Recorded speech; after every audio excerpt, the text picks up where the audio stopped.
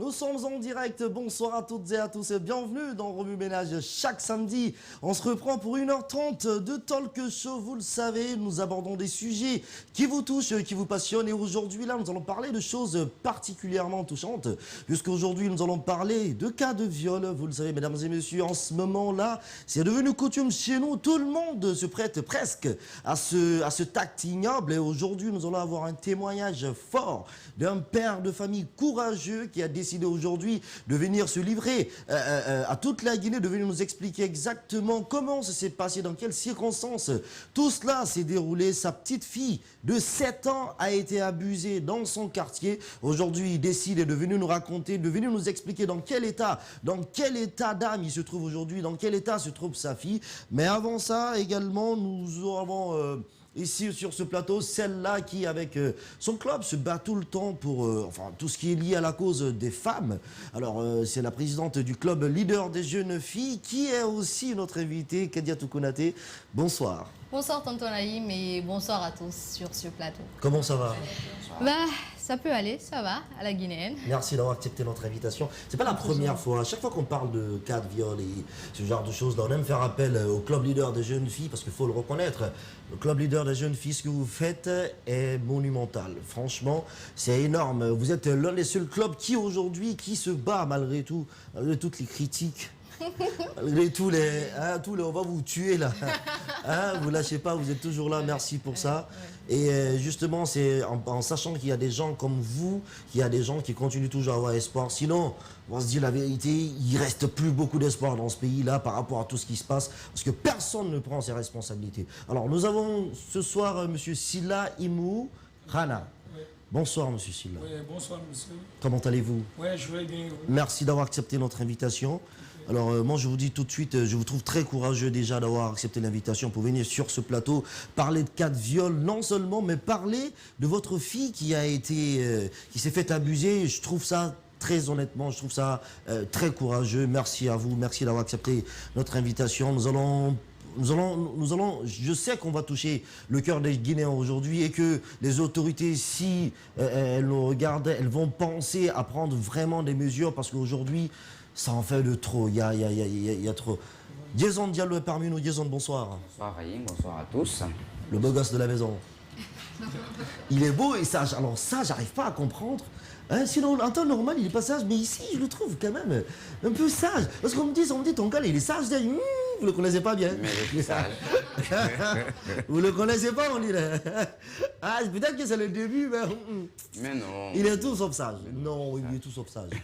Ça fait plaisir de t'avoir. Comment ça va? Plaisir partagé, ça va. Ça La va semaine, bien. ça a Donc, été ouais, c'est vrai qu'aujourd'hui, on va débattre d'un sujet qui s'illustre de façon très, très négative, qui semble même être à la mode depuis pratiquement 3 mois. On a enregistré un pic extraordinaire sur les viols en Guinée. On va aller en profondeur. C'est vrai qu'on a la chance d'avoir sur le plateau le père d'une victime. On va essayer de comprendre qu'est-ce qui peut motiver quelqu'un à outrepasser les règles pour commettre un tel acte. C'est vrai que c'est pas pardonnable, mais dans la société, on a des armes, on a un certain nombre de procédés qui pourront nous permettre de baliser et de comprendre pourquoi ça et de mettre en place des politiques qu'il faut pour essayer d'enrayer et même de voir, de diminuer, même pourquoi pas éradiquer cette gangrène-là de la société. D'accord. Préviens-moi la prochaine fois quand je te donne la parole que je précise bien que, tu vois, c'est le début, c'est la présentation. Parce que tu es parti dans ton exposé. Je dis, le gars, il est à fond dedans. Je dis, bonsoir, vieux, il rentre dedans directement. Décor, il faut planter le décor, c'est ce que j'ai fait. Non, je kiffe, c'est bien. Oh, Célia, Bangoura, madame... Madame Mila, Célia, vous l'avez remarqué, chers téléspectateurs, ça fait longtemps, elle n'était pas là. Et voilà, Célia s'est mariée. La dernière fois que Célia nous a quittés, son ventre était plat. 2 mois après, Célia lui a piou, c'est quoi? Qu'est-ce qu'il a pas mal? Une indigestion, ça arrive à tout le monde. De trop manger, d'être ballonné. Trop manger, non. Ça là, seulement, c'est pas trop manger. Ça là, tu as trop bien mangé même.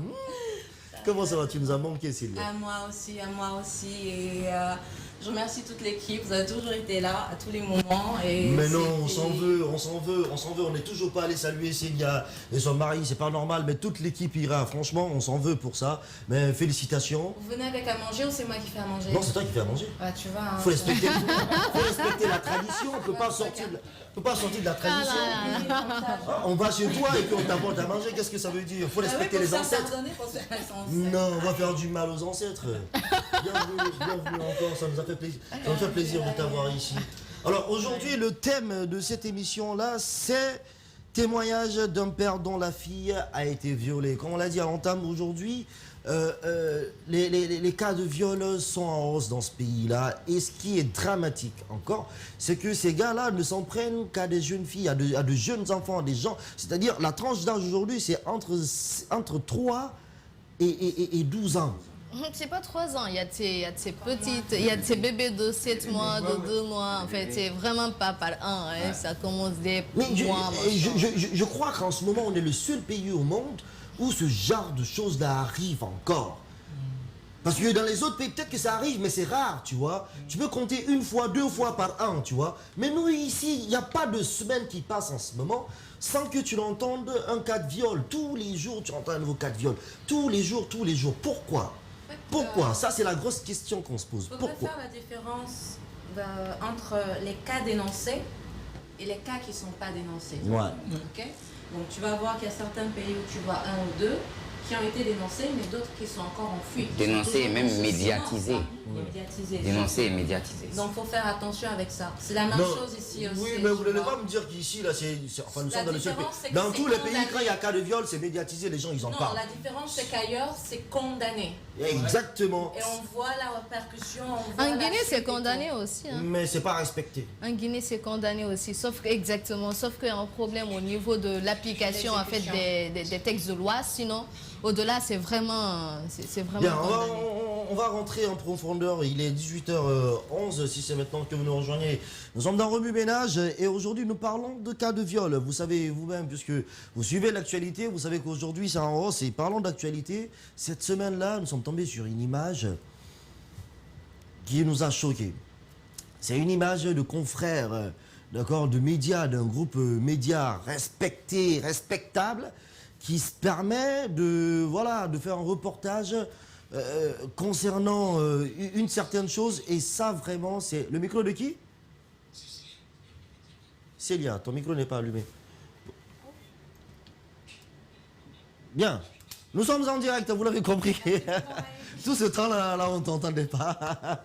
Ça, c'est réglé.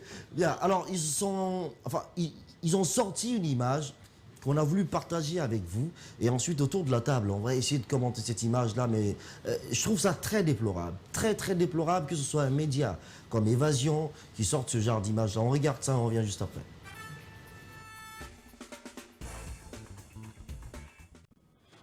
Dans les rues de Conakry, l'on aperçoit plusieurs jeunes filles habillées de façon peu orthodoxe, laissant ainsi les parties intimes exhibées. Ces scènes souvent obscènes sont décriées par nombreux Guinéens.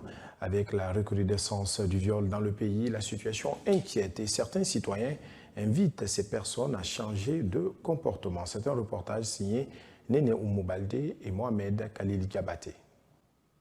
L'exhibitionnisme prend de l'ampleur dans la capitale guinéenne. Malgré des multiples sensibilisations sur le mode vestimentaire, le phénomène reste le même. Les filles s'habillent de manière extravagante, mettant presque tout leur corps à la merci de tous les regards. Les culottes, collants, mini-jupes et pantalons ont fini de détrôner les habits décents. On a de nos jours l'impression d'assister d'une manière impuissante à un défilé de mode sur scène. Ils sont nombreux des citoyens qui se disent victimes d'agressions par ces filles qui s'habillent indécemment. Ce, par l'exposition des parties sensibles du corps par celles-ci. J'en appelle à la responsabilité à ces jeunes filles qui s'habillent comme ça dans l'espoir de en fait, de convaincre des garçons. Ce n'est pas la meilleure façon. Il faut s'habiller correctement. Il faut se respecter parce que surtout ça, quand vous ne vous respectez pas, c'est difficile qu'on vous respecte. C'est malheureux, mais il faut le dire que ces accoutrements sont entre autres l'une des causes des VBG, violences basées sur le genre, affirme cet autre jeune. Selon lui, l'homme ne peut se retenir que jusqu'à un certain niveau. Il sollicite que les filles cessent ces mauvaises habitudes. Naturellement, dans notre coutume, c'est interdit pour une femme de s'habiller de façon extravagante. Vous conviendrez avec moi qu'on constate dans les écoles des habillements extravagants et c'est déplorable. La liste des personnes victimes des violences basées sur le genre ne fait que s'allonger ces derniers jours. N'est-il pas temps pour ces filles qui s'habillent d'une manière extravagante de revoir leur façon de paraître afin de lutter contre les VBG? La réponse revient à ces dernières.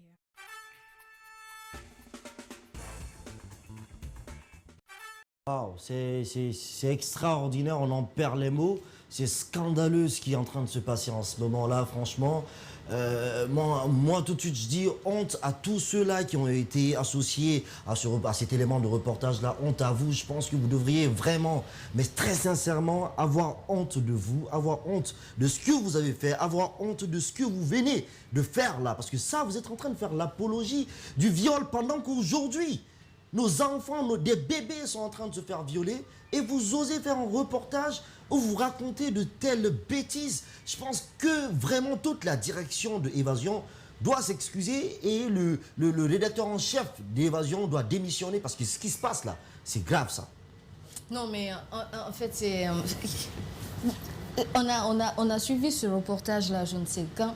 C'est compliqué en fait de suivre en fait un élément comme ça. Ouais. Où on parle de viol ou un média qui est censé en fait sensibiliser, qui est censé communiquer sur ces aspects de viol, parce que là, ça tourne autour de la communication. Ouais. Les textes de loi existent, la plupart des gens disent, je ne sais pas si ça existe, ces textes de loi. Ouais.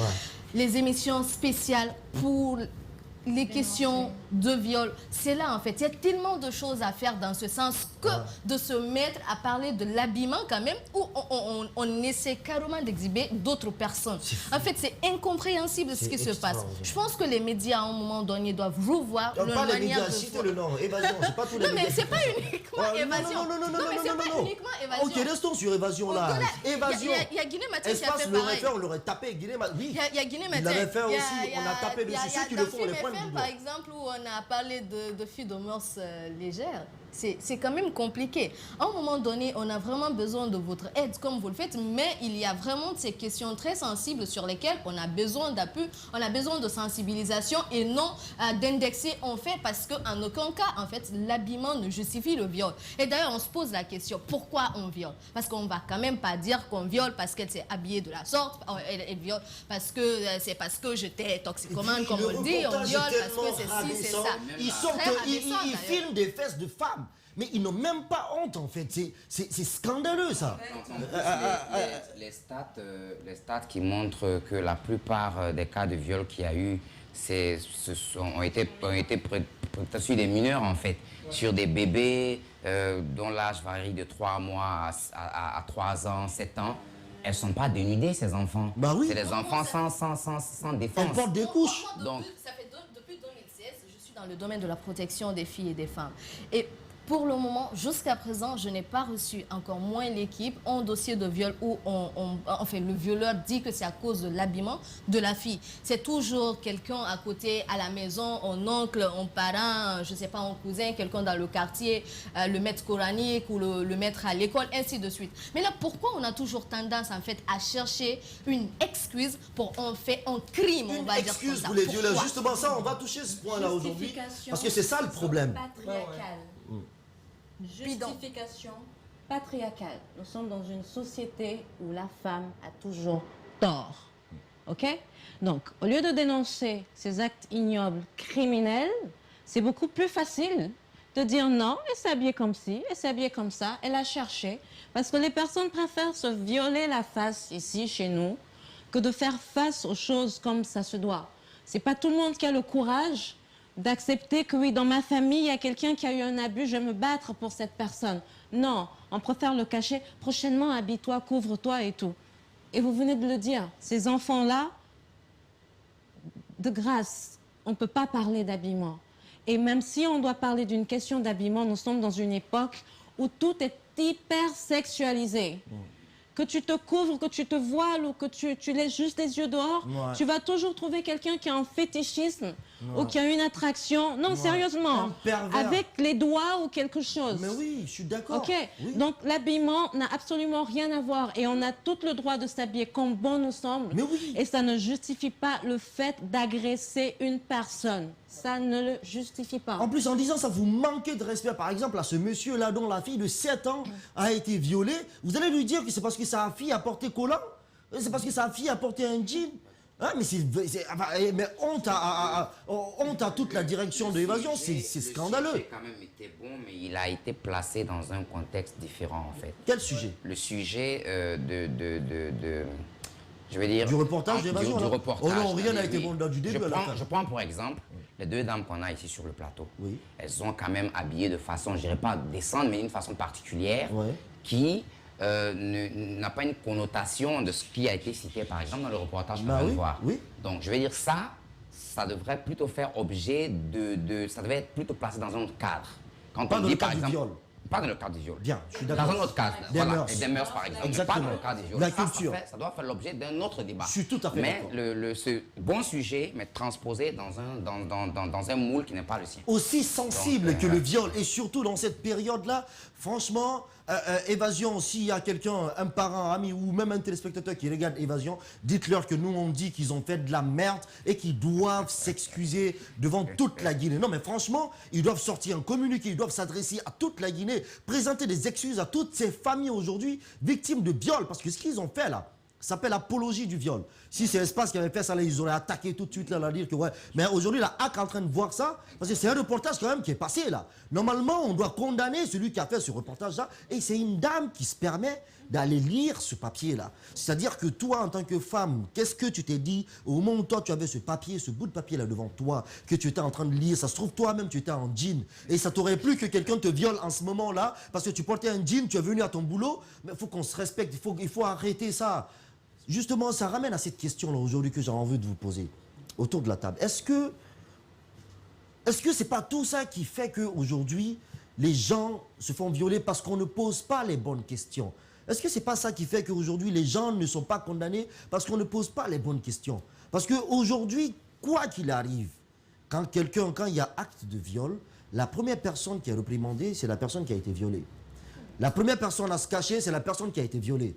La première personne à être pointée du doigt, c'est la personne qui a été violée. Célie, je disais tout à l'heure, en fait, que nous sommes dans un système patriarcal. Et c'est ce système patriarcal qui est en train d'englober tout ce que nous sommes en train de faire. Ouais. Ces gens qui sont au niveau de la justice, ces gens qui sont au niveau des services de protection, quoique, par exemple, le projet et la brigade spéciale, essaient vraiment d'améliorer les choses, mais sont issus d'un environnement. Et cet environnement fabrique ces personnes. C'est-à-dire, on a toujours tendance à trouver des excuses. On t'a tapé, c'est parce que tu as provoqué. Ouais. On t'a mal parlé, c'est parce que tu as cherché. On t'a violé, c'est parce que tu es sorti. On t'a violé, c'est parce que tu t'es habillé de manière très indécente, comme ils le disent. On a fait ci, on a fait ça. C'est-à-dire, on a toujours tendance à chercher des excuses pour couvrir l'erreur, en fait, du criminel en question.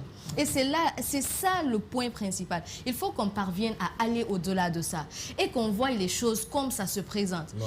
Que les filles ne soient plus elles-mêmes des victimes sur elles-mêmes, dire que ce sont elles qui provoquent en tant que telles, et qu'on parvienne à condamner. Il faut que les violeurs aient peur, en fait.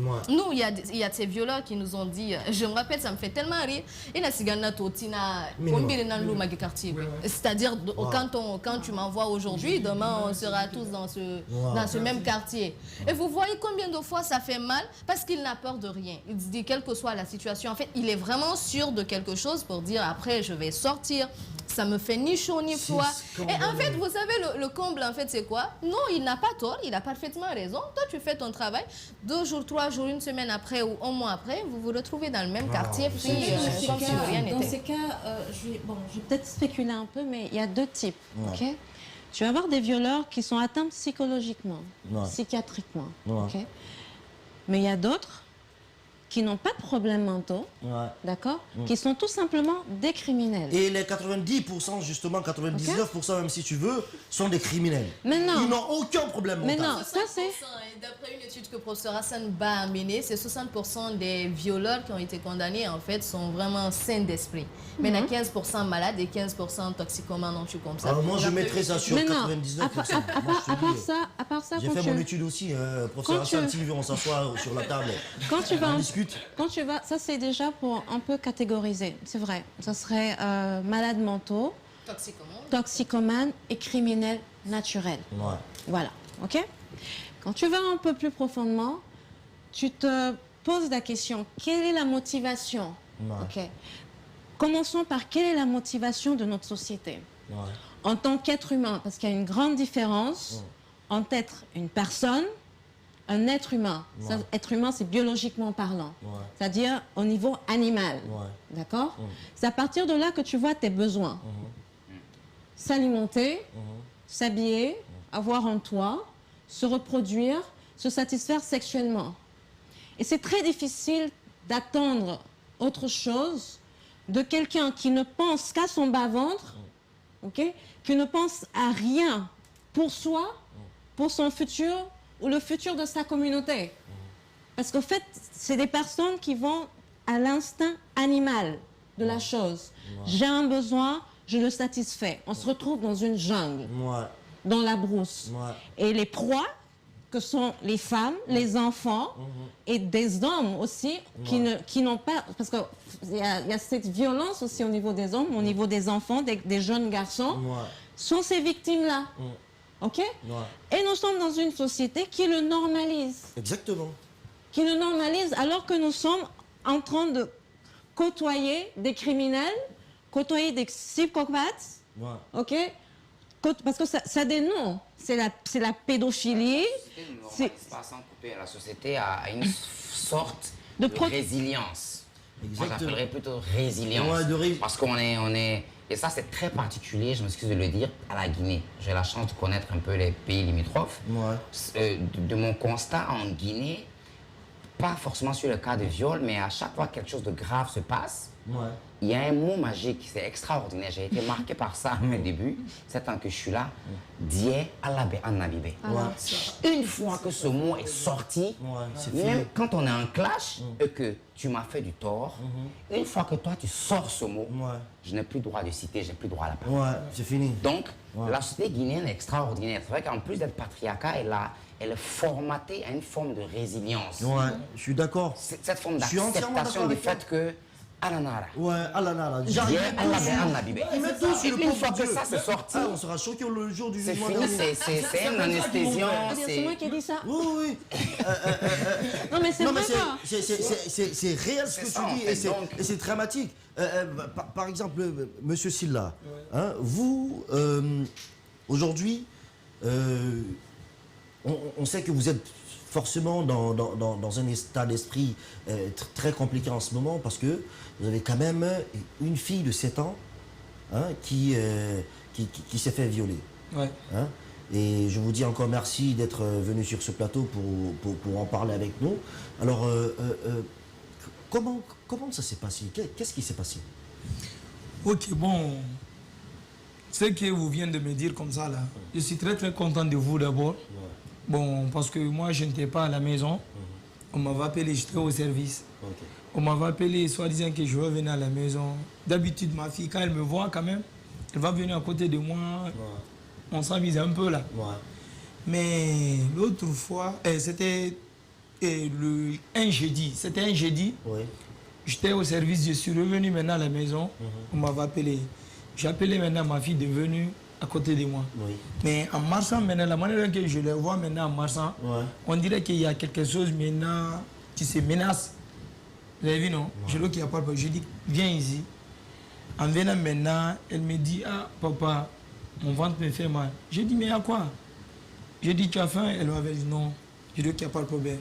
Je suis parti maintenant acheter le médicament. Métro d'abord. Lorsqu'elle avait pris ça maintenant, elle a commencé encore à saigner.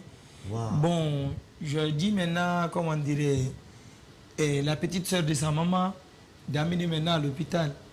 Donc ils sont partis maintenant à l'hôpital. Ils ont fait maintenant la consultation. Le docteur avait dit là-bas maintenant pour une première fois que soi-disant que la fille, elle a été déviergée. C'est ça qu'ils ont dit. 7 ans. Ouais, elle a 7 ans. J'ai dit ok, il n'y a pas de problème. Bon, j'ai appelé maintenant le docteur. J'ai dit si c'est sûr. Il m'avait dit directement tu es un homme, je suis un homme, je ne peux pas te mentir. C'est clair et net. Si vous voulez encore, vous pouvez partir maintenant chez le professeur Hassan. J'ai dit ok, il n'y a pas de problème. On est venu là-bas. J'ai demandé maintenant à ma fille, bon, tu connais l'intéressé? Elle m'avait dit, bon, quand je le vois quand même, je le connais, mais je ne connais pas son nom. J'ai dit ok, il n'y a pas de problème. J'ai dit comment il t'a fait ça? Elle m'avait dit maintenant, bon, en quittant à la révision chez ma grand-mère, en descendant, je l'ai trouvé maintenant assis, il est en train de se droguer avec ses amis. Je dis ok, il n'y a pas de problème. La fille passait maintenant, elle avait dit directement, en sous Arba Redim, est-ce qu'elle fait Minde? Ma fille maintenant, comment elle avait répondu maintenant, je pars à la maison. Il avait dit maintenant, ok, alors je vais t'accompagner à la maison. Parce que le petit, il me connaît très bien. Il me connaît dans le quartier. Le petit du quartier. À Wanindara. J'ai dit ok, il n'y a pas de problème. Et la fille a dit ok, il n'y a pas de problème. Ils ont parti maintenant traverser. Il y avait une maison cachée qui est chez nous là-bas. Là. Ils n'ont pas terminé. Elle a envoyé maintenant la fille là-bas. Bon, c'est qu'il veut faire maintenant. Il avait fait ça. Et puis encore, il disait encore comment dire, à ma fille, soit disant que si elle va dire maintenant son nom ou bien elle va dire ce qui s'est passé entre eux, elle va tuer maintenant la fille. Il va tuer votre fille? Ouais. Elle va tuer ma fille. Ma fille a dit ok, il n'y a pas de problème. C'est la raison pour laquelle maintenant, j'ai commencé maintenant à caresser ma fille, puisqu'elle va me dire maintenant ce qui se passe. Elle m'avait dit maintenant, papa, j'ai dit non, personne ne va pas te tuer. Dis-moi. Elle avait peur, elle dit que... Ouais, elle avait eu peur maintenant. Elle pense que non, je veux la frapper quoi. Vous avez vu, non? J'ai dit non, il n'y a rien, viens. Elle m'avait dit maintenant, j'ai quitté ici pour aller là-bas. C'est le monsieur là qui m'avait pris maintenant, qu'il va m'accompagner à la maison. Il m'avait fait ça. J'ai dit ok, il n'y a pas de problème. J'ai dit, allons là-bas, on va regarder là-bas. Si le petit est là-bas, là d'accord, là maintenant, moi je vais l'appeler maintenant, pourquoi il a fait ça? Ils sont partis là-bas maintenant, je l'ai trouvé maintenant, ils ont assis plus de 4 à 5 personnes. Lorsqu'il m'avait vu maintenant, il a baissé maintenant sa tête. J'étais avec ma fille. Donc maintenant, ma fille est venue maintenant, elle m'avait dit, j'ai dit, Khadija c'est qui? J'ai dit à ma fille c'est qui? Elle m'a montré maintenant le monsieur en question. Elle m'avait dit c'est lui. J'ai dit ah bon? J'ai dit qu'il n'y a pas de problème. J'ai appelé maintenant le monsieur. Je dis viens ici. J'ai cassé maintenant le monsieur derrière moi. J'ai dit maintenant Khadija, il faut regarder là-bas si le monsieur est là-bas. Elle m'avait dit non, le monsieur n'est pas là-bas. J'ai envoyé encore le monsieur dans le groupe. J'ai dit c'est qui encore? Il m'avait dit c'est le petit. J'ai dit bon, moi je suis un gendarme. C'est que vous avez fait comme ça, c'est pas mon domaine. Bon, moi je ne peux pas vous dire c'est vous ou bien c'est pas vous. Vous avez vu, non? On va aller à la police. Là maintenant, ils vont regarder. Si c'est pas toi, on va te libérer sans condition. Tu ne vas rien payer. J'ai dit, si c'est toi encore, on va essayer de voir ce qu'on peut faire. J'avais pris maintenant le petit, nous allons partir ensemble maintenant. Ses amis maintenant, d'autres ont pris, comment dire, le caillou. Ils ont fait sortir maintenant ciseaux. J'ai dit, je suis dans le quartier. Ne peut pas me effrayer. Ses amis du quartier. Ouais. On me dit, baka, muskama, moyata, minawa. Elle là, on y moyata. Mais il va partir, je jure. En ce temps, maintenant, bon, moi aussi, je suis préparé. Maintenant, je dis, maintenant, s'il ne parle pas, je veux le tirer ici. Ce qui va se passer, bon, je ne connais pas. On avait dit ça maintenant. Donc maintenant, j'ai appelé maintenant. J'avais pris maintenant le petit maintenant, comment dire, de force maintenant, sur son dos, comment dire. Et je l'ai pris maintenant comme un volet maintenant sur la table maintenant. On partait maintenant. Comment dire, ses amis ont dit, ah ouais, laisse-le, ils n'ont qu'à partir. Ils vont vérifier si c'est pas lui maintenant. Là, on peut, comment dire, on peut lui dire maintenant d'amener maintenant nos petits. Je dis qu'il n'y a pas de problème. Ils sont partis là-bas maintenant. J'avais pris un taxi moto et, comment dire, avec ma fille, on avait parti maintenant au commissariat central d'Anko 5. Parce qu'on avait été là-bas maintenant. Bon, ils ont donné maintenant, départ de la loi, on est parti maintenant à polyclinique, à l'hôpital. Oui, avec la petite. Ouais, avec la petite. Moi je n'ai pas été. Parce que si je pars là-bas quand même, peut-être demain ou après-demain maintenant, ils vont dire maintenant, lui aussi il a tué à cause de sa fille. Je dis maintenant, un de vous va partir avec ma fille, un de vos familles et un de, comment dire, et la petite soeur de sa maman. Vous allez partir ensemble. Moi, je suis là. Ils ont maintenu maintenant le petit là-bas. Lorsqu'ils ont parti là-bas, maintenant, le résultat est venu maintenant, soit disant qu'encore la fille a été touchée. On avait dit qu'il n'y a pas de problème, de violer. J'ai dit qu'il n'y a pas de problème. Donc, comme il y avait beaucoup de monde là-bas... Il a vraiment fait... Ouais, il avait fait. Lorsqu'il y avait beaucoup de gens maintenant qui veulent offenser maintenant au niveau du commissariat là-bas, donc maintenant, ils ont dit maintenant qu'on va envoyer maintenant... offenser pour faire quoi? Pour le faire sortir? Non, parce que quand le petit va sortir maintenant, ils vont tuer le petit. Les femmes qui revendaient au marché là-bas, là, parce qu'eux aussi, au cas de viol, là, s'ils vont entendre ça maintenant, donc ça fait mal au corps. Tout le monde est décidé maintenant. Comme il y avait beaucoup de gens là-bas, ils ont amené maintenant la pick-up maintenant. Ils ont déféré maintenant le dossier au niveau des PJ, au projet. On a été là-bas. On m'avait dit maintenant de rentrer le lendemain, maintenant nous allons partir. On a été là-bas maintenant. Eux aussi nous avaient donné maintenant départ de la loi. On va aller chez docteur Hassan aussi. On est professeur Hassan du moins. On est parti maintenant à Yassidine. Ils ont consulté encore la fille. Toujours, c'est la même chose. Donc, en ces cas, maintenant, on est venu. Lorsqu'on est venu maintenant, le lendemain, maintenant, ils ont appelé maintenant les journalistes. Ils ont fait maintenant, ils ont interviewé maintenant le petit en question. Il avait reconnu là-bas. Leur famille aussi est en train de dire, ah, tu sais ce qu'il y a, il faut pardonner, nous sommes dans le même quartier. Mais je ne peux rien dire là où j'étais là-bas.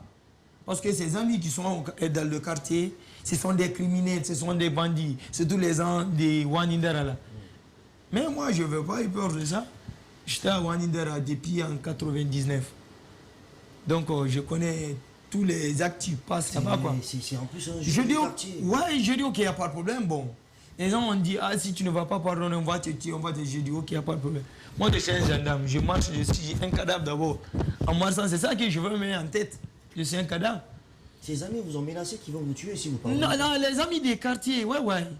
Les amis des quartiers. Ils vont vous tuer. Ouais, mais comme moi aussi, je suis très d'accord avec les gens des quartiers.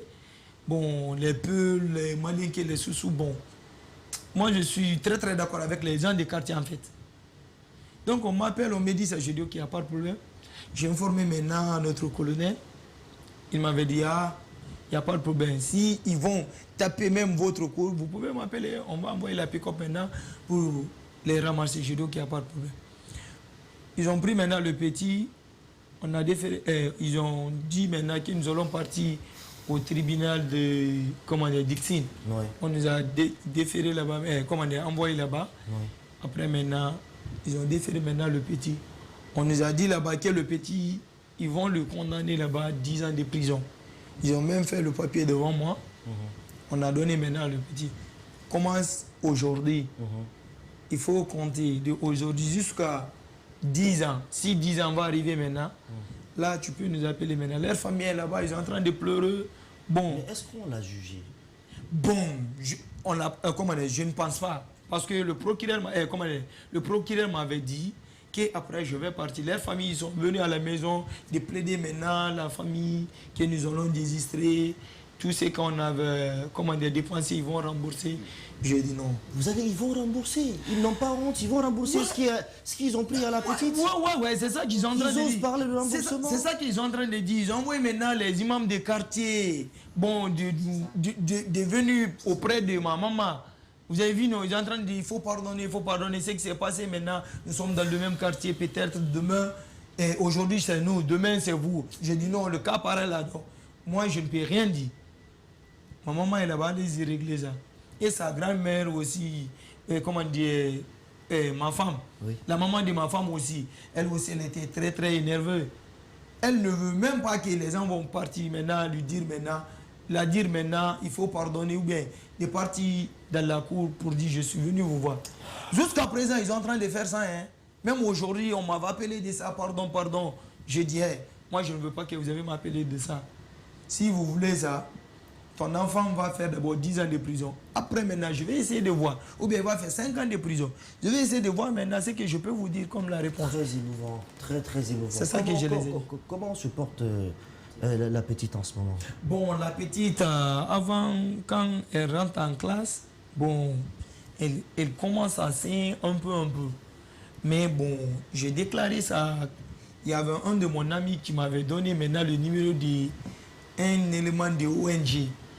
Donc ça maintenant, les gens, les éléments de ONG là, on m'avait dit, ah, il y a ça, je vais prendre maintenant ta fille en pris en charge. Mais on m'a fatigué, parce que moi aussi j'ai dépensé, bon, j'ai dit, ah, actuellement maintenant, je n'ai pas d'argent. Mais grâce à maintenant, quand je suis à côté de mes amis, on me dit, ah, c'est ta fille qui a été violée, je dis oui. L'autre a dit, maintenant moi je connais les... Et il y a un ONG qui se trouve en allant vers, comment dirais-je, ici, en allant vers Kipé, qui si c'est le club des jeunes filles de quoi, bah. Vous avez vu, non? Je dis qu'il n'y a pas de problème. C'est comme ça que vous êtes rentré en contact avec Kadi? Ouais, j'ai été là-bas quand même, mais la manière dont maintenant, ils ont pris maintenant ma fille en charge. Bon, je suis très content de la, comment dire, la ONG qui se trouve là-bas, là. Je suis très content d'eux parce que, bon, ils ont pris maintenant ma fille en charge. Même les transports que j'enlève maintenant pour aller là-bas, c'est eux qui prennent ça. Je suis parti là-bas maintenant, ils ont consulté maintenant la fille. Ils ont dit maintenant, on est parti à laboratoire maintenant. Tout ce qui se passe là-bas, c'est eux qui sont... ils ont payé l'argent là-bas, quoi. On m'avait dit encore tout ce que j'ai dépensé là-bas, qu'ils vont rembourser. Si j'ai le reçu, je dis, j'ai des reçus. Mais dans ces 2 jours, je n'ai pas le temps. Vous avez vu, non? Je dis maintenant, si j'aurai le temps, je vais aller là-bas. Mais à chaque fois, quand même, on m'appelle au téléphone de me demander maintenant la situation de la petite.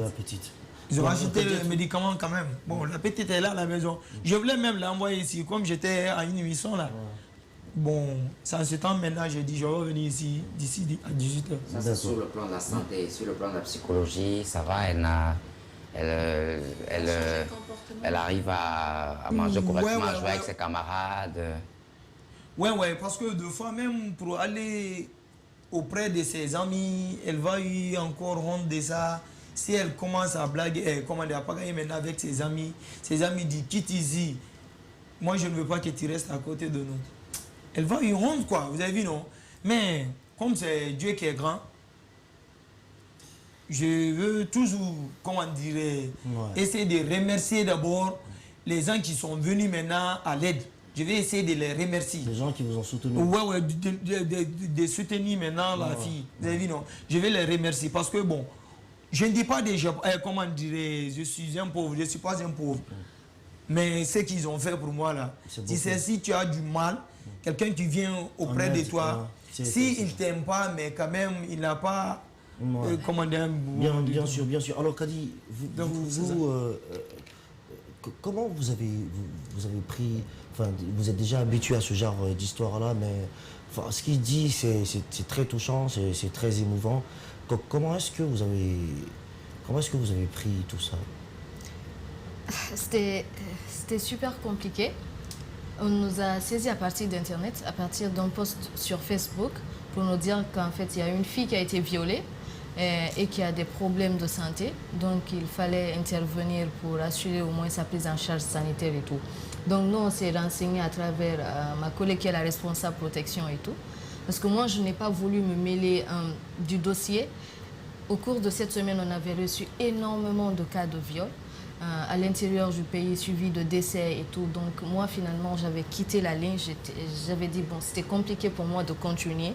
J'ai demandé à la responsable protection d'appeler et de suivre le dossier.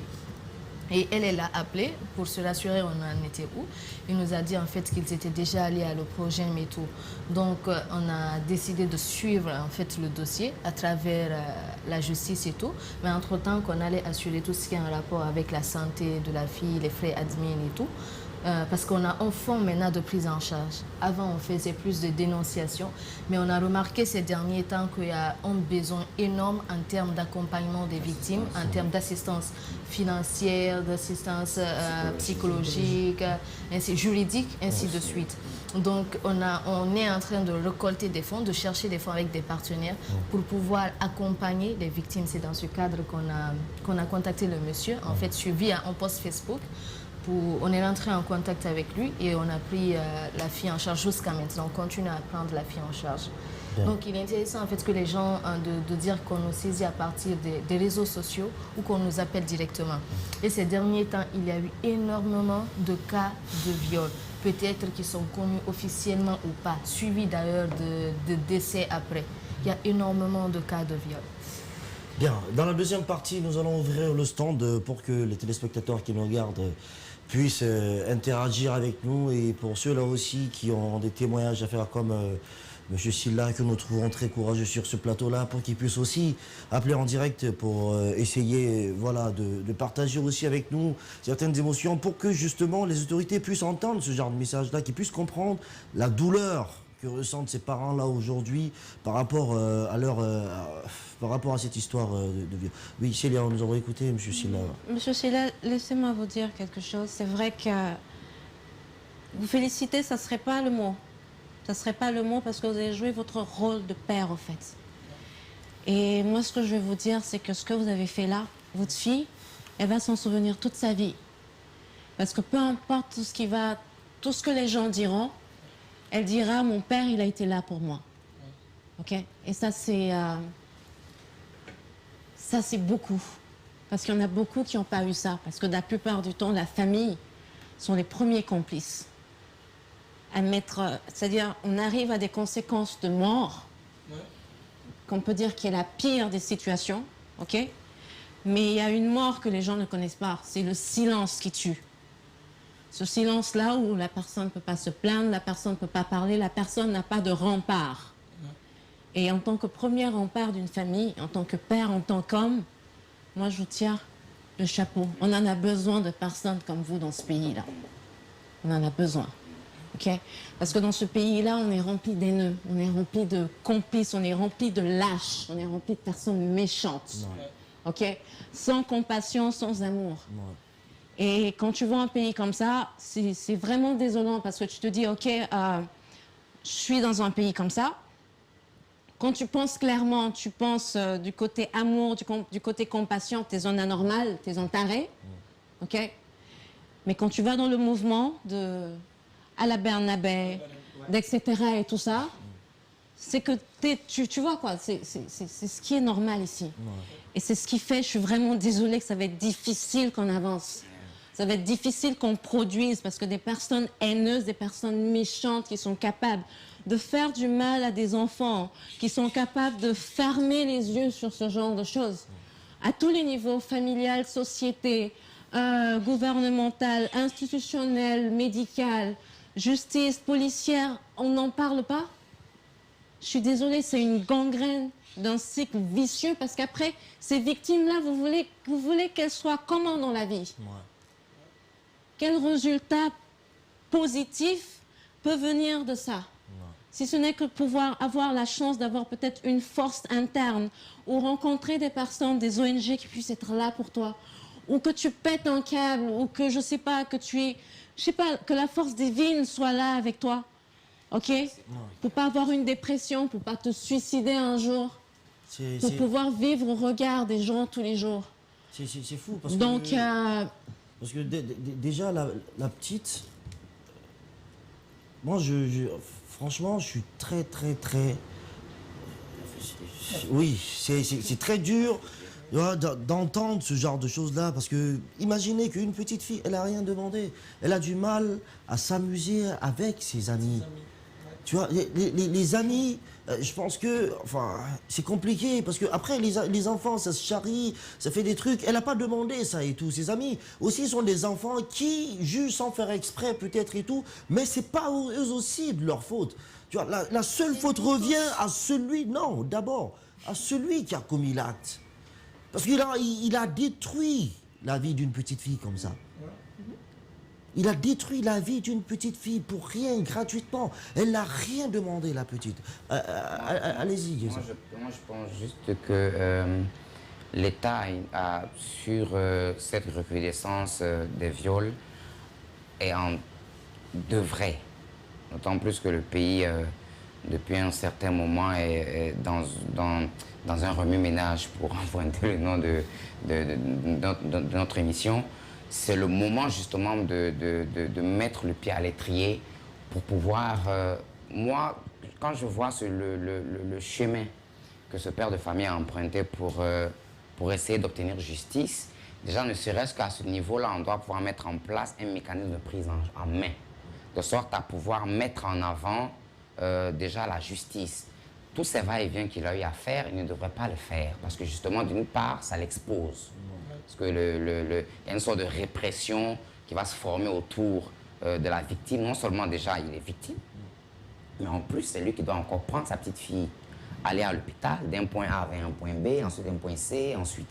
Donc je veux dire que normalement, ça doit faire l'objet de plus d'attention que cela. Le gouvernement, à travers le ministère de l'Intérieur, à travers les tribunaux, devrait pouvoir aller plus en profondeur, ne pas seulement se mettre là dans ce cycle infernal, dans cette routine-là, je dirais, de constater qu'il y a eu un viol, ensuite d'exhiber même le parent, parce que c'est ce qu'il a dit, l'oprogème c'est bien beau, c'est une cellule spéciale pour prendre en charge les femmes, les enfants qui subissent des viols de différents types. Et après d'appeler la presse pour dire bon voilà, le témoin est là, voilà le mis en cause, voilà les victimes. Non, il faut sortir ces clichés-là, il faut repenser la façon d'appréhender désormais, donc appréhender et traiter désormais les cas de viol. Parce que limite, c'est de dire, voilà, tu es célèbre, commets un viol, après tu passes à la télé en fait. C'est ça que ça veut dire. Donc il faut repenser cette façon-là de faire les choses. C'est la chaîne de protection en fait qui est très faible. C'est ce qu'on appelle chez nous la chaîne de protection. Et dans la chaîne de protection, chaque partie prenante a un rôle spécifique à jouer. En passant par la famille, ensuite les ONG, en allant vers un service de protection, notamment le projet ou la brigade spéciale, en passant par la médecine légale ensuite à le projet pour renvoyer le dossier, et puis on termine par la justice. Et il faut savoir qu'avec la chaîne de protection, chaque partie prenante, encore une fois, a une limite. C'est-à-dire l'OPROGEM, la limite avec l'OPROGEM ou la brigade spéciale par exemple, est que l'OPROGEM n'a pas le droit en fait, de demander des comptes au niveau de la justice. L'OPROGEM a pour vocation de chercher le présumé auteur, de chercher des preuves adéquates qui peuvent incriminer le présumé auteur, de constituer le dossier, après d'envoyer. En fait, pour le moment, ce sont ses prérogatives. Oui, mais dans ce cas, qui fait pression sur la justice? Maintenant, après, exactement, c'est en temps normal, ce sont les ONG qui sont en train de faire ce rôle qui ne doit pas relever, des ONG. Voilà, qui ne doit pas relever. Le projet sert à quoi si c'est pas pour faire pression justement sur la justice? Alors là vraiment c'est pas le travail de l'OPROGEM, c'est vraiment très limité et l'OPROGEM n'a pas de compte la justice n'a pas de compte à rendre à l'OPROGEM. C'est peut-être demandé dans les prérogatives de l'OPROGEM d'étendre au-delà, de mettre main sur les présumés. Il faut qu'il y ait un suivi après.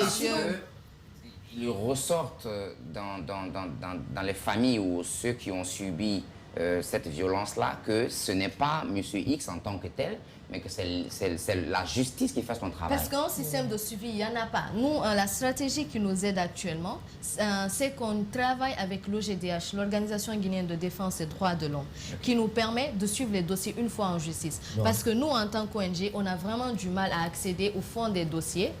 Le projet n'a pas accès au fond des dossiers une fois en justice aussi. Donc, ça ne nous permettait pas de suivre les dossiers, de savoir où nous en sommes, ainsi de suite. Finalement, on travaille avec l'OGDH à travers Maître Ba et tout, qui nous aide. À chaque fois qu'on a un dossier, on s'assure qu'on est un avocat qui suit carrément tout le circuit. Comme ça, à chaque fois qu'on a besoin d'une information, on se réfère à l'avocat qui est déjà dans le système, donc qui va vers le procureur pour chercher la bonne information. Mais si vous n'aviez pas d'avocat, et que c'est pour cela qu'on cherche tout ce système de prise en charge, vous n'aviez pas d'avocat, vous n'aviez pas quelqu'un dans le circuit même qui pourra vous faciliter la tâche, rassurez-vous que vous n'auriez pas d'informations. Alors justement, c'est ça le problème. Par exemple, le monsieur, enfin le jeune qui a commis cet acte ignoble, je prie qu'il reste 100 ans en prison, mais il y est en ce moment, n'est-ce pas? Maintenant, aujourd'hui, on dit au monsieur que le gars, il va rester pendant 10 ans. Mais il n'a pas été jugé. Il n'a pas été jugé. Donc, il n'est pas condamné. Non. Alors, c'est une proposition en justice. Quand vous allez, par exemple, lui-même, le processus peut-être a été très rapide. On n'a pas suivi le début. Mais c'est que le processus avec le viol est très long. Le processus est dans 6 mois ou 1 an, au-delà d'1 an, parfois 2 ans, 3 ans avant jugement. Mais pourquoi? Je vous explique, d'après ce qu'ils ont dit. Comment on appelle ça? Le juge d'instruction, le viol est un crime. Ok, voilà, puni dans le code pénal, en son article 268, 269 jusqu'à. Donc, à partir de là, le juge d'instruction, quand le dossier est déféré, a 6 mois pour chercher les éléments de preuve. Donc, au cours de ces 6 mois, le dossier tourne via plusieurs points. Il y a possibilité qu'on classe le dossier sans suite ou qu'on dise en fait que le dossier, ils ont un langage là, n'est pas apte en fait à être jugé. Mais si au-delà des 6 mois, on n'a pas d'informations nécessaires, c'est que le juge d'instruction a la possibilité de demander 6 mois supplémentaires. Donc 1 an pour chercher des preuves suffisantes pour condamner ou incriminer le présumé auteur. Donc c'est à partir... La famille peut... Exactement. Sur les 1 an, la limite c'est 1 an. Maintenant, après les 1 an, ça ne veut pas dire qu'on va directement au procès. Après les 1 an, il y a tout un circuit aussi à suivre pour aller au procès. Il faut aussi savoir qu'une fois au procès, ça prend un temps avant de finir le procès. Donc, ce qui fait que, d'après ce qu'on a dit, parce que récemment, on a eu affaire à produire un court-métrage sur le fonctionnement du système judiciaire en Guinée, où on a rencontré le substitut du procureur, on a vraiment essayé de comprendre et on nous a expliqué tout ça. Donc, ce qui fait que parfois, les dossiers peuvent faire 1 an, 2 ans, 3 ans avant d'être traités. Et l'autre chose est qu'il n'y a pas de tribunaux spécialisés dans la gestion des cas de violence faites aux filles, aux femmes, même si ça n'existe pas peut-être dans beaucoup de pays. Mais il y a énormément de dossiers quand on va au tribunal de première instance, le Dixien, ainsi de suite. Donc, ils ont peut-être d'autres priorités d'après ce qu'ils disent. Ils ont des dossiers à finaliser. On vient trouver plusieurs dossiers avant maintenant d'arriver à nos dossiers ou à des dossiers de viol qui ont été déposés. Oui, mais pendant ce temps, il y a des enfants qui se font violer. Monsieur Sylla, vous par exemple, d'accord, qui êtes ce père de famille qui est blessé au plus profond de lui. Parce que moi, je vous dis, si même, parce que je vous trouve très courageux, si vous aviez pu vous retenir, c'est certainement parce que vous êtes un bon gendarme et qu'on vous apprend le maintien de soi et tout.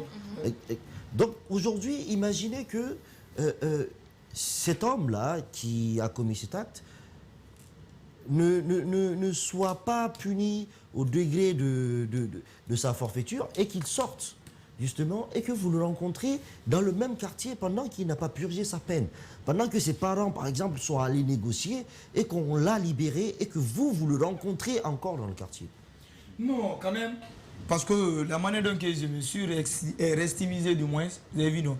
Quand je vois le petit dans le quartier encore, là, peut-être on va dire quelque chose entre moi et le petit. Parce que si je veux me rencontrer avec lui, peut-être le petit, là où il est parti comme ça, une fois que tu mets quelqu'un en prison, il va dire maintenant, c'est telle personne qui m'avait mis en prison. S'il va revenir maintenant, il sort là-bas maintenant, il a une autre idée maintenant à travers, pour faire du mal à la personne. Moi, je sais, peut-être il ne peut pas me faire. Mais il peut faire maintenant à ma fille, ou bien il fait à un de mon petit frère. Non, je veux même dire, oui, ça c'est vrai, mais je veux même dire, si je veux... Avant, par exemple, ses parents partent négocier et qu'il n'est pas condamné. Et qu'on le garde au moins, parce que le plus souvent, c'est ce qu'ils font, on te garde 1 an, le temps que tout se calme, et qu'après ils sortent et qu'ils reviennent encore dans le quartier. Vous, comment est-ce que vous allez prendre ça? Mais quand même, quand moi je vois, quand je veux me rencontrer avec le petit dans le quartier quand même, en tout cas, il voulait tuer ma fille, comme il n'a pas pu faire, c'est la nuit. En tout cas, bon, c'est que moi aussi, je peux le faire, je peux faire. Là, je peux faire ça. Hein. Entre moi et le petit, maintenant... Alors, vous vous rendez compte vous voyez là où ça nous mène, tout ça. Ah ouais, c'est ça. Et ça, aujourd'hui, malheureusement, c'est triste à dire, mais c'est la justice qui nous amène à ça.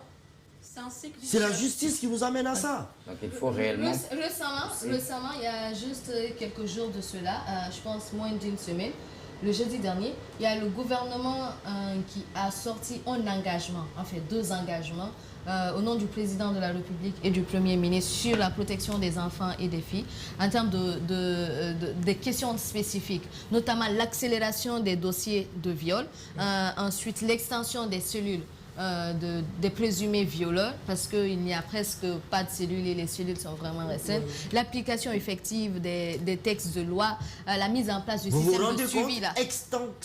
Extension des cellules. Oui. Ça veut dire qu'il y a de plus en plus de violeurs. Effectivement. C'est pourquoi ils sont en train d'agrandir les cellules. L'extension de cellules. C'est extraordinaire. Le suivi, comme on appelle, la mise en place du suivi des questions de viol, la formation des agents de santé en termes comme on appelle, d'accueil et de reconnaissance des violences faites aux filles et aux femmes, la démultiplication des points de la médecine légale à l'intérieur du pays, parce qu'il faut reconnaître que professeur Hassan a moins d'équipes représentées à l'intérieur du pays pour nous permettre d'avoir non seulement les nombres exacts de cas de viol, mais au-delà des nombres exacts, pour permettre aux gens de l'intérieur du pays d'accéder aux soins, non seulement, exactement. Parce que le professeur Ba nous disait dans la même vidéo, en fait, qu'il a en moyenne 8 cas de viol sur mineurs par jour, en moyenne. Par jour. Par jour. Et ça, c'est au niveau déclaré. Ça, c'est au niveau de professeur Hassan Ba. Ça, c'est à Conakry. Et ce qui se passe à Zérékolé, dans les districts éloignés. Et vous voyez un peu. Donc, c'est compliqué. Maintenant, la question principale qui se pose, le gouvernement a sorti des engagements. On est d'accord. Et ces engagements, vraiment, en tout cas, nous, on en avait besoin, surtout dans les éléments qu'on a sortis dans l'engagement. C'était les besoins essentiels. Mais le problème est que dans ces mêmes engagements, on n'a pas proposé un système de suivi, d'exécution de ces différents engagements. Exactement. Parce qu'on ne sait pas. On a pris des engagements. Quel est le mécanisme en fait mis en place pour veiller à l'application exacte de ces engagements sur le terrain? Excuse-moi, à l'application, mais aussi à la rapidité de cette application. Parce que quand tu parles légalement... Exactement, parce que quand tu parles légalement, pour pouvoir apporter ces preuves-là, parce que c'est la victime qui doit apporter les preuves pour incriminer le bourreau, ok? Quand tu passes 24 heures, 48 heures, un certain nombre, c'est un corps humain. Biologiquement parlant, le corps humain se reconstitue ou cherche des mécanismes de défense. Donc, tu ne trouves pas les mêmes cicatrices, tu ne trouves pas les mêmes séquelles, tu ne trouves pas les mêmes choses. C'est après une semaine. Exactement. Donc, et la même chose aussi psychologiquement.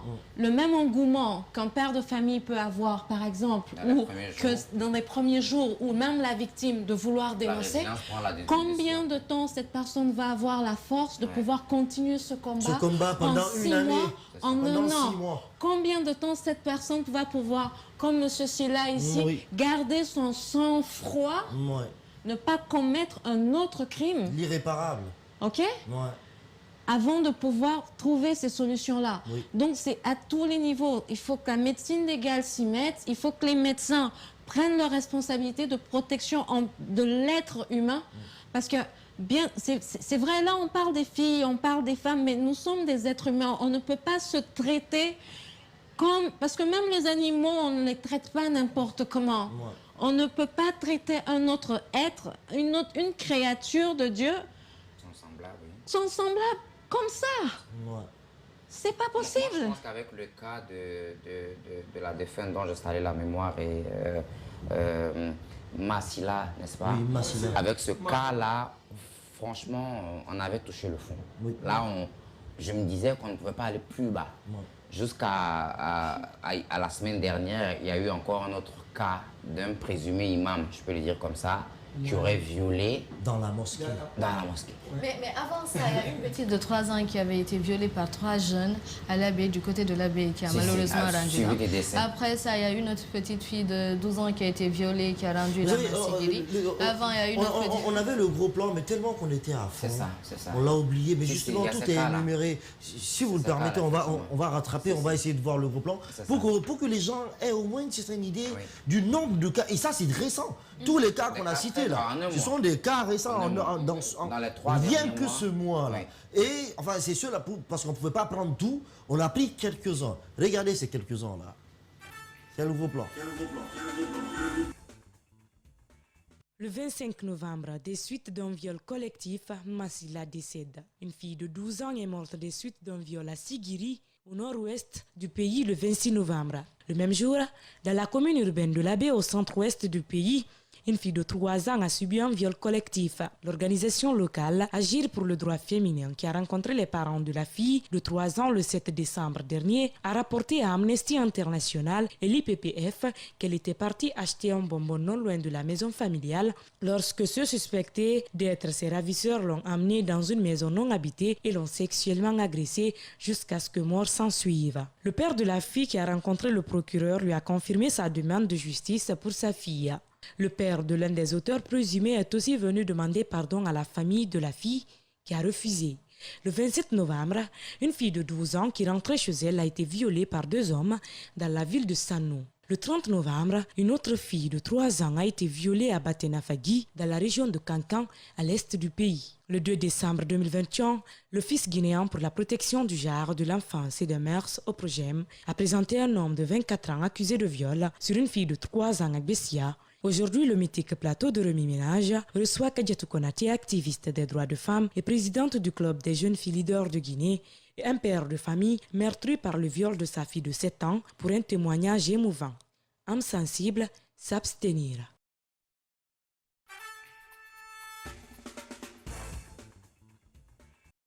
Et dire que tous ces cas-là se passent en Guinée, se font ici, et qu'on mette encore 6 mois, 1 an à pouvoir élucider cette affaire, à pouvoir même prendre en charge ces affaires-là, je pense que la justice, très honnêtement, excusez-moi, mais vous ne faites pas votre travail dans ce domaine-là. Vous ne faites pas du tout votre travail sur ce plan-là. Parce qu'aujourd'hui, regardez par exemple, ceux qui ont violé Massila, hein, il y en avait 3, n'est-ce pas? Il y a 2 qui ont été mis à l'arrêt et il y en a un autre qui est toujours dehors là. En fait, celui qui est dehors là, on ne le connaît même pas. Ça se trouve qu'on traîne encore ensemble là, mais on ne sait pas que c'est lui. Pourquoi vous ne pouvez pas mettre son visage en wanted? Pourquoi est-ce qu'on ne le traque pas? Il a tué quelqu'un. Quel droit de l'homme? C'est l'explication.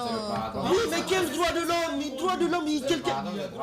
Oui, mais c'est n'importe quoi. Vous avez tué quelqu'un, vous parlez de droit de l'homme. Les droits de l'homme disent que tu ne tueras pas ton semblable, mais de l'autre côté, les droits de l'homme encore disent que, voilà...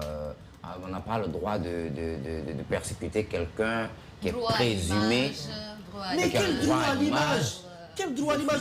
La personne elle est en train de se promener PPA et on nous parle de droit à l'image. Pourquoi? Déjà que, enfin, les agents de sécurité, ceux qui sont, les autorités qui sont censées l'attraper, si jusqu'à présent vous ne l'avez pas attrapé, mais montrez sa photo. Ouais, mais ça se passe. Quand il y a un grand terroriste, on montre sa photo, ce qu'ils ont fait là. Ce qu'ils ont fait, comme tu as dit, on ne peut pas aller plus bas que ça. Ils ont abusé d'une malade, ils l'ont opéré, ils l'ont déchiré, ils l'ont tué. Oui. Ils l'ont tué, mais ça, tu veux quel droit de l'homme pour quelqu'un comme ça? Vous pensez à la famille de Massila, vous pensez à ses parents, si elle avait des enfants, son mari, sa mère, son père, vous parlez de droit de l'homme, eux ils n'ont pas de droit, ces parents-là. Et cette personne est en train de se promener tranquille, vous parlez de droit de l'homme, il faut qu'on arrête. Et surtout chez nous ici, les cas de viol sont graves, il faut que la justice prenne son travail vraiment à cœur. C'est vrai que Marie Gomez, elle se bat beaucoup à travers le projet, mais il faut qu'il parte plus loin. Tu vois, il faut qu'il parte plus loin, sinon là, on s'en sort pas, là. On s'en sort pas, ça devient très compliqué. Il y a un gars qui tue sa mère parce qu'il voulait la violer, elle a refusé, il la tue. Et tu vas dire que c'est parce qu'il s'est drogué? Non. Quand tu te drogues, un vrai drogué, quand tu te drogues, tu ne vas pas voir ta mère. Il y a un cas de...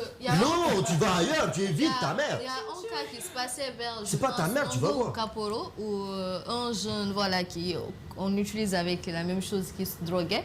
Donc après, chaque soir, il venait abuser de sa maman. Et on disait à chaque fois qu'il allait en prison, à un moment, les gendarmes ont dit, on est fatigué du monsieur là, laissez-le tranquille. Ce sont les gendarmes, d'après ce qu'on m'a rapporté. Ce sont les gendarmes de là-bas. Après, moi, j'étais allée me renseigner pour savoir exactement. Ils sont fatigués de ce monsieur-là. Oui. Je dis, mais on m'a raconté en fait une histoire d'un jeune homme en fait qui se drogue, ensuite il vient abuser de sa vieille mère. Elle est là-bas. Et on dit, oui, ça se passe en fait. En fait, il y a... Et c'est d'une banalité... Il y a une complicité qui va dans le sens d'une moralité fausse. Totale. Tout à fait. Ok. Il y a une complicité qui va dans le silence là, qui tue notre société à petit feu. Ok. Depuis des années et des années. Là, on en parle parce que les réseaux sociaux ont explosé. D'accord. Ouais. Depuis des années et des années. Vous voyez un père de famille, tu vois ton fils qui fait une chose comme ça, et était capable d'aller demander pardon en son nom. Déjà, vous voyez là la responsabilité en tant que parent que le monsieur, il fuit. D'accord?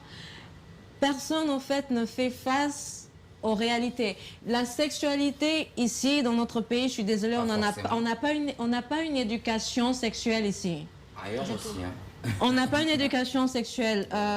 Les jeunes filles, les jeunes garçons grandissent avec cette lacune-là. À ne pas savoir, par exemple, que c'est un acte qui doit être consenti, qui doit être amoureux, qui conduit à se reproduire associé à cela.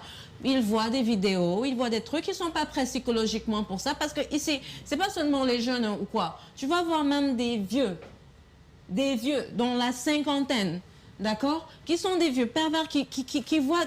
En fait, avec cette liberté de communication qu'il y a, c'est-à-dire c'est une explosion qu'il y a, mais que tout le monde ne peut pas gérer.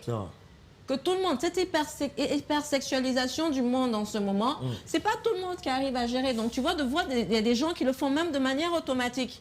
Tu vois, je suis un garçon, j'ai tel âge, si j'ai pas de relation sexuelle avec une fille, mes potes ils vont se moquer, ça joue sur ma vérité. Je suis pas en train de donner des justifications, hein, mais c'est ce qu'il y a en fait. Non, tu comprends? C'est la réalité.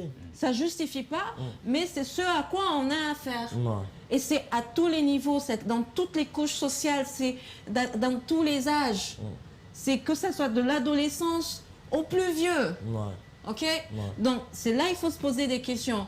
Dans nos familles, est-ce qu'on s'assoit pour expliquer à nos garçons, parce qu'à part expliquer à nos filles comment s'habiller, il faut expliquer à nos garçons, d'accord, qu'ils doivent savoir se retenir, que ça aussi savoir, à être un homme. Un homme, c'est celui qui sait se retenir, c'est celui qui sait entendre, savoir le non. Un homme, c'est celui qui sait... un être humain pouvoir retenir ses pulsions animales. C'est ça un être humain, c'est ça un homme.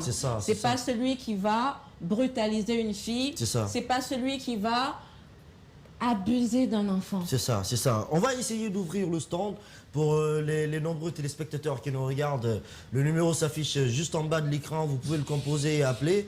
Et on va essayer de prendre enfin ceux-là qui ont aussi des témoignages, qui ont envie de partager des choses avec nous. Appelez-nous, n'hésitez pas, ça fait longtemps qu'on ne s'est pas parlé. Et c'est sûr qu'aujourd'hui, cette situation touche tout le monde. Et ce serait avec un grand plaisir qu'on vous aura dans cette émission. Alors, Kadiatou Konaté, en tant que spécialiste aujourd'hui en la matière, c'est sûr que vous avez des pistes de solutions, pas pour que le viol s'arrête, parce que tant qu'on aura des gens comme le monsieur qui a violé, le viol ne va pas s'arrêter.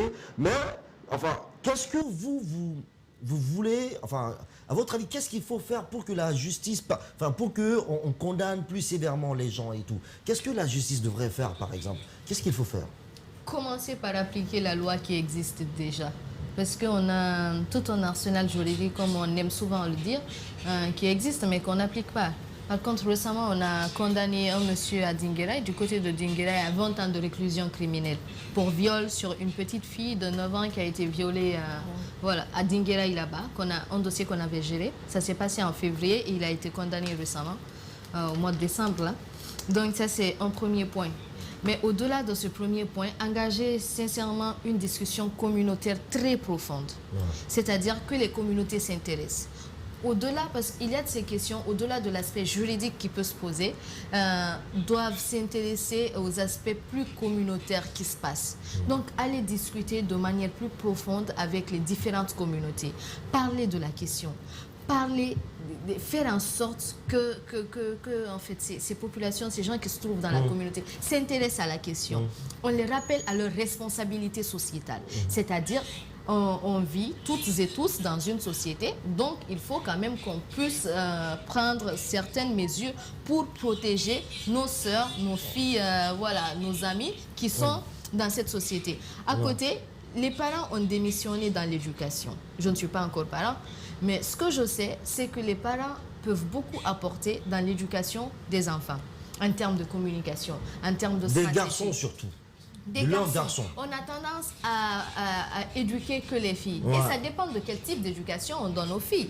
Parce qu'il y a de ces moments, c'est ce qu'on dit, il y a plusieurs types d'éducation. Il y a de ces parents pensant éduquer leurs filles ou pensant éduquer leurs enfants, les poussent vers un autre chemin. Exactement. Pourtant, il faut vraiment éduquer son enfant. Il faut approcher son enfant, parler avec son enfant. On pense en fait que pour contrôler l'enfant, il faut l'interdire à sortir. Il faut l'interdire à utiliser les smartphones. Il faut faire ci, il faut faire ça. J'étais enfant, maintenant j'ai 20 ans et quelques. Et je sais, si je ne veux pas parler à mes parents, je ne parlerai pas à mes parents. Ça dépend de la stratégie que mes parents vont utiliser. Et la bonne stratégie pour un parent de savoir ce que son enfant fait, de contrôler son enfant, c'est approcher son enfant. Quand il y a comme on appelle, un certain lien entre ton enfant et toi, les choses viennent naturellement. Tu n'as pas besoin de mettre pression sur ton enfant pour savoir ce que ton enfant fait. Tu n'as pas besoin de passer à gauche pour savoir ce que ton enfant fait. Je prends très souvent l'exemple sur ma personne. Peut-être c'est gauche. Moi, maman, limite, elle sait toutes ces personnes que je côtoie. Toutes les personnes. Et elle a tendance à dire, quand tu es avec quelqu'un, tâche-toi à ce que toute la famille connaisse la personne. Elle a les contacts. Et quand je dois voyager, elle sait où je vais, elle sait avec qui je suis, ainsi de suite. Et même quand j'ai un problème, la première personne à qui je dis, en fait, c'est maman. Pourtant, je sais qu'elle parle beaucoup, elle me gronde. Mais ce que je sais, avant de me gronder, elle m'aide toujours à trouver des solutions. Elle est là pour dire, il faut faire ci, il faut faire ça. C'est après, elle peut gronder, c'est après, elle dit tout ce qu'elle a à dire. Et elle a la chance de savoir ce que je fais. Et je fais pareil avec ma petite soeur. Ce qui fait qu'à l'école, même quand on dit tu es belle, le soir quand elle vient, elle a tendance à nous dire, ah, le professeur m'a dit aujourd'hui que j'étais jolie et tout. Nos parents africains pensent que c'est une manière d'apprendre les enfants à faire de l'escroquerie ou à raconter du n'importe quoi. Non, en fait, c'est apprendre l'enfant à se protéger. Quand tu sais ce qui se passe dans la vie de ton enfant, tu as encore une fois la possibilité de contrôler et de protéger ton enfant. Mais vouloir mettre ton enfant à l'écart, tu ne sais pas ce que ton enfant fait, tu ne sais pas comment contrôler ton enfant. C'est toujours en disant, tu ne sors pas, l'enfant a toujours la possibilité de sortir sans autant que tu ne donnes la permission. Et sans autant le savoir non plus. Je sors, je rentre comme si de rien n'était, tu ne vas jamais le savoir. C'est clair. La pire des choses, et quelque chose qui a été constaté, c'est quoi? C'est que les abus, les viols, on a un téléspectateur se font la plupart du temps à la maison. Allô? Allô? Allô? Vous m'entendez? Oui, bonsoir. Nana, il y a de l'écho ici, s'il te plaît. Il faut essayer de régler ça. Oui, allez-y, c'est bien. La plupart du temps, ça se passe à la maison. Okay. Nous vivons dans une société où tous nos parents, tout c'est des tabous. Tout le monde pense, les parents, la majorité du temps pensent, si je mets l'enfant à l'école, il a mangé, il est habillé, c'est bon. Mais psychologiquement, tu sais ce que tu es en train d'élever comme enfant, si c'est un criminel, si c'est quelqu'un qui a été abusé. Allô? Allô, oui. Oui, bonsoir. Bonsoir, vous allez bien? Oui, je vais bien, et vous, madame? Ça va très bien. Non, on n'entend pas sur le plateau, s'il te plaît, ouvre pour... Oui, vous appelez, comment vous vous appelez d'où? Je me nomme je m'appelle Abidjan. Pardon? Oui. Madame, si vous êtes devant la télé, s'il vous plaît, déplacez-vous, sinon on ne s'entendra pas. C'est pas possible qu'on parle si vous êtes devant la télé. Déplacez-vous, s'il vous plaît. Je suis déjà déplacé. Pardon? Déplacez-vous, s'il vous plaît, sinon on ne pourra pas se comprendre. Déplacez-vous. Alors, je ne suis même pas à côté du télévision. Oh, je vous reçois très mal. Rappelez-nous alors, madame, rappelez-nous. Nala, s'il te plaît, essaye d'ouvrir sur le plateau, nous sommes en direct. Continuez donc à réagir sur ce thème. Aujourd'hui, nous parlons de viol. Donc, si vous avez des témoignages à passer aussi, n'hésitez pas à appeler, s'il vous plaît. Moi, je voudrais rebondir sur un fait, c'est vrai. Après, on est dans une société qui est entrée dans une mutation profonde et qui a absorbé plein d'éléments venus perturber un peu son fonctionnement. Et ça a démarré justement avec, quand on est rentré dans la sphère des années 2000, dans ce fameux 3e millénaire, avec l'arrivée d'Internet, la vulgarisation, les téléphones et tout ça. Ouais. Une famille peut avoir à donner une éducation plus ou moins rigide, des codes de comportement, tout ça à ses enfants. Mais après, dehors, pour le dehors, parce que là, on est véritablement dans une jungle à ciel ouvert, en fait. Ouais. Pour preuve, le monsieur sur le plateau, il essaie de gagner sa vie, il fait partie d'un corps militaire et tout ça. Il sort et il laisse sa petite famille, qui normalement est censée être en sécurité. Oui. Donc la gamine dans le quartier, elle croise le chemin de certaines personnes que la société, d'une façon ou d'une autre, enfin qui vivent en marge de la société et qui sont prêts à commettre des actes que la société condamne. Mais après, le fil entre ces parents-là qui ont donné une éducation à leurs enfants, qui essaient de gagner leur vie de façon décente, et ces gens-là, d'une façon ou d'une autre, qui sont en marge de la société, ou même qui, des fois, ils ne sont pas en marge de la société. Quand je prends le cas de la pauvre Massila, qui s'est fait agresser par des gens censés lui apporter des soins. Pendant qu'elle était censée être sous anesthésie, en ayant confiance en ses médecins. La diversité et la gravité de ce qui se passe interroge sur, je vais dire, les ressources qu'on doit mobiliser pour réfléchir en profondeur à la société dans laquelle on se trouve. On a quelqu'un en ligne, on va essayer de voir si ça fonctionne maintenant, grâce à Nalaï. Allô? Oui, allô, bonsoir. Bonsoir, monsieur. Vous l'entendez sur le plateau ou pas? Non. On n'entend pas sur le plateau. Monsieur, comment allez-vous? Vous vous appelez comment et vous nous appelez d'où? Oui, c'est Kamara Ousmane, le porte-parole de la coalition des étudiants pour la cause diplômé de banque de finance à Sofonia. Vous nous appelez d'où, monsieur Kamara? Ici à Tombolia. Tombolia, bien. Alors, est-ce que vous avez un témoignage à faire par rapport à notre thème d'aujourd'hui qui est lié au viol? Non, je n'ai pas de témoignage, je veux juste donner mon avis dessus. Oui, allez-y. Je pense que le viol là, l'État doit prendre ses responsabilités parce que les gens commencent à devenir des sauvages, j'aime le dire comme ça. Et comment est-ce qu'une personne âgée peut abuser d'une petite fille? Donc, je pense que c'est imminent. Et en plus de cela, j'aimerais dire à l'État de faire très attention avec l'Amnesty internationale qui parle des droits de l'homme, qui parle d'une chose et son contraire en fait. Et une personne qui viole, c'est un assassin. Alors, s'il est assassin, on doit le rechercher. On doit afficher sa photo partout. Et si l'État aime dire, que son droit est défendu, je pense qu'en réalité, une personne qui tente d'assassiner quelqu'un n'a pas de droit en fait. Car il est sorti dans son confort et il vient le bruit d'autrui. Donc, une personne, je pense que tu dois être arrêté, qu'on doit rechercher, comme les gens le font en Occident. Si les droits de l'homme étaient violés en Occident, on affiche la photo des terroristes partout. Pourquoi en Afrique, si on a des cas pareils comme des cas de viol, on refuse d'afficher la photo des prisonniers, des auteurs de ces cas-là. Je pense très bien que l'État guinéen doit être autonome, doit être décisif, doit décider de sa vie. Et ne pas s'accrocher aux lèvres des institutions internationales. On doit régler nos circonstances, on doit régler nos problèmes à l'interne. Donc j'aime très bien cette petite équipe des féministes qui défendent aujourd'hui l'intérêt de tout le monde, surtout des jeunes filles qui sont devenues les victimes de tous ces actes ignobles. Donc moi je les encourage et je m'en soutiens. Et encore une fois de plus, toute la Guinée n'a qu'à prendre ses responsabilités en main. Merci beaucoup, monsieur Kamara. Merci pour cet avis. Moi, je vous le dis tout de suite, je suis d'accord avec vous. Merci d'être passé dans Revue Ménage. Si vous aussi, vous avez des choses à dire, et c'est comme ça qu'on va réussir certainement à changer les choses. Nous, on l'a entamé, on ne va pas s'arrêter, on va continuer à faire des émissions sur ça. On va essayer de prendre plus de témoignages. Et voilà. Allô? Allô, bonsoir. Bonsoir monsieur, comment allez-vous? Ça fait plaisir de savoir qu'il y a beaucoup d'hommes qui appellent. Vous vous appelez comment et vous nous appelez d'où?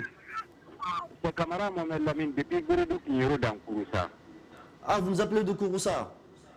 De Kouroussa, oui, oui. Bien, alors... 55 km de Kouroussa. D'accord, 55 km de Kouroussa. Alors dites-nous, qu'est-ce que vous voulez nous... Vous avez un témoignage à livrer ou vous voulez intervenir par rapport à ce thème-là? Dites-nous. Bon, j'ai envie d'intervenir par rapport à ce thème. Parce que ce que moi je constate à l'affaire du viol en Guinée, c'est devenu un phénomène récurrent. Donc, allô? Vous me suivez, non?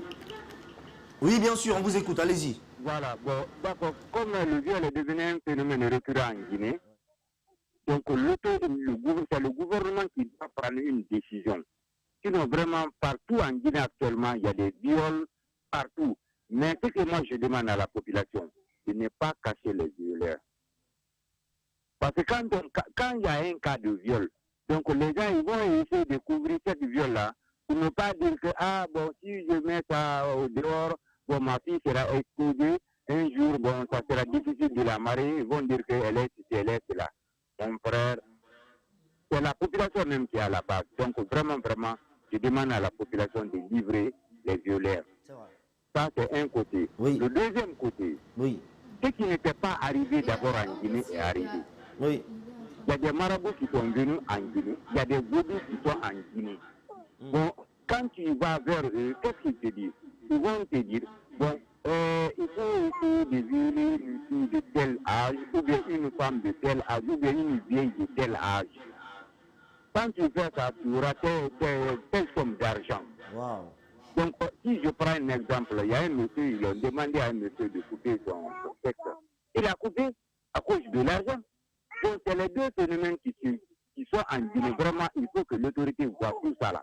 Quand tu vois les marabouts, les vaudous, c'est-à-dire les étrangers qui sont venus en Guinée, s'il dit que vraiment il travaille pour les gens pour qu'ils s'enrichissent, mon frère, il faut essayer de regarder qu'est-ce qu'il est en train de dire aux gens. Donc vraiment, vraiment, merci. Ce que moi je demande. Merci beaucoup, merci. De prendre beaucoup de décisions. On espère avec vous qu'ils entendront. Merci beaucoup. Merci d'être passé dans Remue Ménage. Et justement, plus vous êtes nombreux comme ça à réagir et plus on arrive à trouver tous ensemble des solutions, puisqu'on ne pourra pas avoir tout le monde justement. Mais le débat peut se poursuivre sur notre page Facebook Remue Ménage. Vous pouvez aller sur Facebook, vous tapez Remue Ménage. Sous les commentaires, vous pouvez tous apporter vos solutions, vos idées, vos critiques, vos suggestions. Pour tous ensemble, on peut se trouver une solution. On va faire un tour de table, histoire de terminer. C'est bon, on ne peut plus prendre une autre personne, c'est bon. La semaine prochaine, on va essayer. Oui, allez-y. Vous vouliez dire par rapport à ce qu'il a dit? Oui, un dernier témoignage par rapport à ce que le monsieur vient de dire, c'est que nous, on a eu à gérer un dossier de viol à Sonfonia. Oui. Et on a tout fait pour que la famille dénonce, pour qu'on puisse envoyer le dossier en justice. On nous dit non, non, non. À un moment, on était là pour demander à la dame, mais pourquoi vous ne voulez pas en fait qu'on envoie le dossier non seulement en justice, mais qu'on soit vraiment en contact avec la fille, comprendre ce qui s'est passé. La dame dit parce que tout le quartier sera au courant. Et quand tout le quartier est au courant, c'est que ma fille n'aura plus de mari. Wow. Eh, tanti. Wow. Vous vous rendez compte, on est arrivé au niveau où ce sont les victimes maintenant qui sont marginalisées. Ce sont les victimes, d'accord, qu'on ségrègue. Voilà, donc pour terminer et revenir sur ce que monsieur disait tout à l'heure, c'est que la famille a un rôle à jouer. Ces violeurs-là sont issus d'une famille. Oui. La chaîne dont nous sommes en train de parler, là, la chaîne est issue d'une famille. Oui. Les gens qui sont en justice, là, sont issus d'une famille. Oui. Et c'est de cette famille que nous sommes en train de parler. Oui. En temps normal, on se laisse guider. La population actuelle se laisse guider par l'environnement. Cependant, la population est censée faire l'environnement. Mais c'est le contraire. Donc, la première chose qui peut nous sortir de là, c'est réinventer. Faire en sorte que la roue change. Si c'est l'environnement qui nous guide, il faut que nous parvenons à guider l'environnement. Si on parvient à faire ça, je pense que la chaîne va changer et ce sont de nouvelles personnes qu'on va retrouver. Quand je dis de nouvelles personnes, pas forcément changer les personnes, mais de personnes avec de nouvelles mentalités. Bien dit. Merci beaucoup, Kadiatou Konaté, présidente du club leader des jeunes filles. Merci. Club des jeunes filles leader. C'est pareil. C'est pareil. Kadiatou, franchement, merci à toi, à ton équipe. Merci pour tout le boulot. Hey, on est croyant et on vous dit c'est Dieu qui vous récompensera. Parce que ce que vous faites, franchement, c'est magnifique. Aujourd'hui, vous permettez, d'accord, à un père de famille de retrouver sa fille, de vivre avec sa fille, parce qu'il avait besoin d'aide, il l'a dit. Il n'est pas un misérable, mais il avait besoin d'assistance. Et vous êtes là aussi pour ça. Merci pour toutes ces vies. Parce que ce sont des vies que vous sauvez. Merci pour toutes ces vies que vous sauvez. Et il y a beaucoup d'ONG comme vous. Si l'État ne peut pas faire, parce que le plus souvent, ils font que dalle, c'est grave. Ils font rien même, quoi. C'est scandaleux. Alors, s'ils ne peuvent pas faire, au moins qu'ils donnent de l'argent à ces personnes-là qui ont pris, enfin, qui ont dévoué leur vie à cela, qu'on leur octroie de l'argent et du matériel pour qu'ils puissent vraiment mener à bien leur combat. Merci beaucoup, Kadiatou. Merci à tous pour tout ce que vous faites. Vous voulez ajouter un dernier mot, s'il vous plaît? Bon, moi, ce que je peux ajouter quand même, la manière dont ils sont en train de travailler comme ça, je les félicite. Et bon, pour ne pas que les gens vont dire, il est venu ici à cause de l'argent, ou bien les gens là, ce qu'ils vont faire comme ça, ils sont en train de débloquer l'argent et manger. Tu vois, non, certains vont dire, ou bien, mais leur rôle quand même, bon, c'est magnifique. Parce que ce qu'on m'avait fait là, ça m'a très, ils m'ont satisfait, quoi. Vous avez vu, non? Malgré les remboursements, là, on m'avait dit, même si j'envoie aujourd'hui, là, on me rembourse, mais je prends le temps, j'ai tous les reçus. Mais dans tout compte fait, quand même, leur travail, c'est magnifique. Merci beaucoup. Merci, M. Sylla. Et vous, je voulais vous dire félicitations à vous. Merci beaucoup. Parce qu'aujourd'hui, on a besoin d'hommes forts comme vous dans ce pays, qui peuvent venir à la télé pendant qu'il y a des millions de personnes qui nous regardent à travers le pays et le monde, qui peuvent venir déclarer, faire des témoignages. Parce que là, vous êtes venu parler de votre fille.